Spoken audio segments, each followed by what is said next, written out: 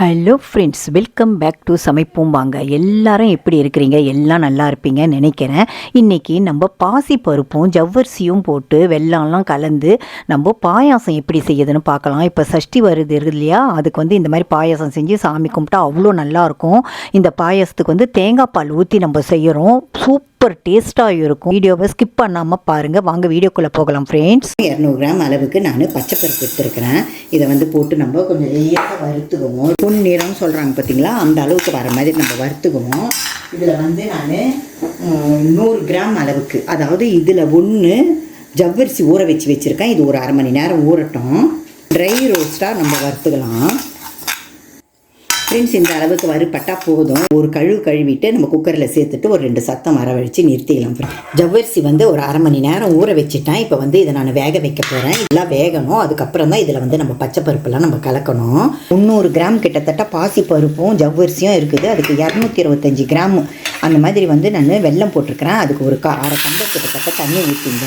இந்த வெல்லம் கொஞ்சம் கரையட்டும். அதுக்கப்புறம் நம்ம வடிகட்டிக்குவோம் ஃப்ரெண்ட்ஸ். பாருங்கள், இந்த அளவுக்கு நல்லா வெந்துடுது. இதை நல்லா நம்ம மசிச்சு விட்டுக்குவோம். நல்லா மத்து அந்த மாதிரி வச்சுருந்தாலும் சரி, பொட்டேட்டோ ஸ்மேஷர் வச்சுருப்பீங்க பார்த்தீங்களா, அந்த மாதிரி இருந்தாலும் சரி, இதை நல்லா மசிச்சிங்க. அப்போ எதுவுமே இல்லைன்னா கொஞ்சம் ஆறுன பிறகு நீங்கள் மிக்சியில் போட்டு ஒரு சுற்றி எடுத்துங்க ஃப்ரெண்ட்ஸ். இந்த அளவுக்கு நல்லா வெந்துடுது ஜவ்வரிசி. பாருங்கள், நல்லா கண்ணாடி மாதிரி வெந்துடுச்சு. பச்சை பருப்பு பாருங்களேன், நல்லா மசிச்சு வச்சுருக்கிறேன். இதை இதில் ஊற்றிக்கலாம்.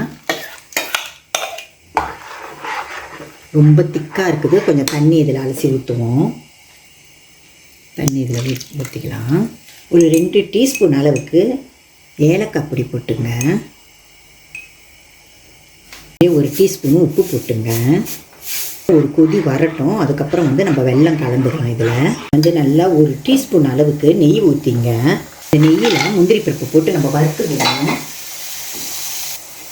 இதை கடைசியாக தான் நம்ம போடணும். இப்போயே போட்டுறக்கூடாது. அளவுக்கு வறுப்பட்டதுன்னா போதும். அளவுக்கு கொதி வந்ததுன்னா போதும். இப்போ நம்ம வெல்லம் கலந்துடலாம். அதில் எப்பொழுதுமே வெல்லத்தை நல்லா காய்ச்சி வடிகட்டிக்கங்க. கண்டிப்பாக அதில் மண் கல்லுலாம் இருக்கும். நார்மலாக பச்சைப்பருப்பு பாயாசம் செய்வோம், ஜவ்வரிசி பாயாசம் செய்வோம். ஒரு 4 கிழமையில் இந்த மாதிரி நீங்கள் பாசி பருப்போடு சேர்த்து ஜவ்வரிசியும் சேர்த்து செஞ்சிங்கன்னா கடவுளுக்கும் அவ்வளோ ஸ்ட்ரேஷம், நம்மளுக்கும் ஒரே மாதிரி பாயாசம் குடிக்கிறதோட ஒரு டிஃப்ரெண்ட்டாக இருக்கும். இதில் நார்மல் பால் ஊற்றக்கூடாது, தேங்காய் பால் தான் ஊற்றணும். நான் ஒரு அரை மூடி அளவுக்கு தேங்காய் பால் எடுத்து வச்சுருக்கிறேன். அதை நம்ம கடைசியாக தான் சேர்க்கணும். இப்போ ஒரு கொதி வரட்டும். இந்த அளவுக்கு கொதி வந்தால் போதும். இப்போ நம்ம சிம்மில் வச்சுட்டு தான் தேங்காய் பாலை மெல்லமாக சேர்க்கணும். ஏன்னா திரிஞ்சு போயிடக்கூடாது. நல்லா நான் திக்கு பாலாக எடுத்து வச்சுருக்கிறேன்.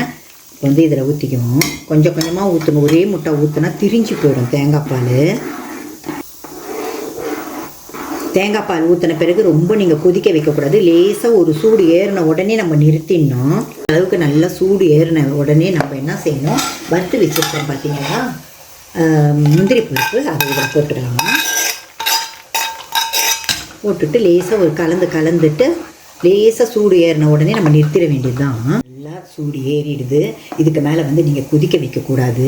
இதெல்லாம் ஒரு நல்ல 4 கிழமையில் இந்த மாதிரி நீங்களும் பாயாசம் செஞ்சு ருசிச்சு பாருங்கள். நைவேத்தியம் பண்ணி கடவுளுடைய அருளும் உங்களுக்கு கிட்டட்டும். இதே மாதிரி ஒரு நல்ல இனிப்பான வீடியோவோட அடுத்த வீடியோவில் சந்திக்கிறேன். இதுவரை நீங்கள் என்னுடைய சமைப்போம் வாங்க சேனலை சப்ஸ்கிரைப் பண்ணாமல் பார்த்துன்னு இருந்தீங்கன்னா தயவு செஞ்சு சப்ஸ்கிரைப் பண்ணுங்கள். ஒரு லைக்கும் கொடுங்க என்னுடைய வீடியோவுக்கு. அப்போ தான் அடுத்தடுத்த வீடியோ போடுறதுக்கும் எனக்கும் ஒரு மோட்டிவேஷனாக இருக்கும். நெக்ஸ்ட் வீடியோவில் பார்க்கலாம் ஃப்ரெண்ட்ஸ். தேங்க்யூ.